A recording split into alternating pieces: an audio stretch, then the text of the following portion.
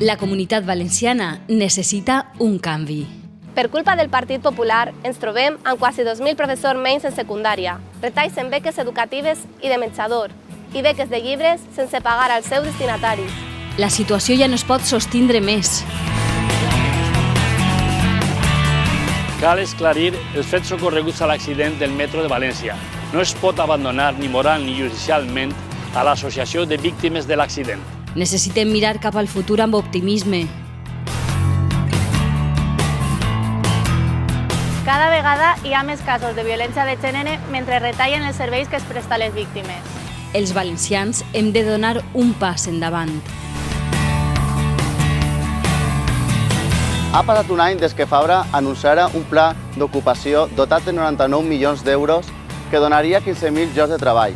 A dia d'avui encara no s'ha posat en marxa. A què espera el Partit Popular en donar-li una solució? Els valencians no ens mereixem un govern així. Un año después de la reforma de la ley de dependencia, el sistema de admisión es complicado y se demora, llegando incluso a la muerte de la persona dependiente y cada día prestan menos ayudas. Necessitem de la implicació de tots. Amb les retallades en sanitat, el copagament, l'exclusió de molts medicaments del finançament de la Seguretat Social, molts valencians estem arribant a una situació límit. Volem una comunitat valenciana transparent.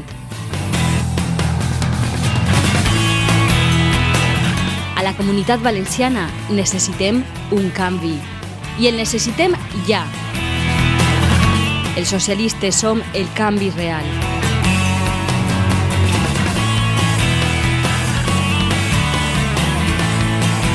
Més a prop del canvi.